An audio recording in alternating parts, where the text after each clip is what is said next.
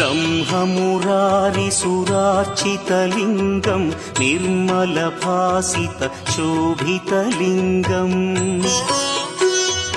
जन्मजदुःखविनाशकलिङ्गं तत्प्रणमामि सदा शिवलिङ्गम् देवमुनिप्रवरार्चितलिङ्गं कामदहन करुणाकरलिङ्गम्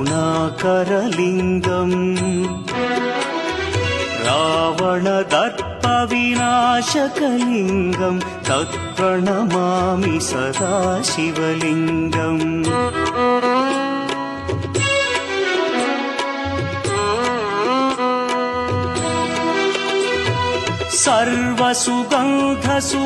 सर्वसुगन्धसुलेपितलिङ्गं बुद्धिविवर्धनकारणलिङ्गं सिद्धसुर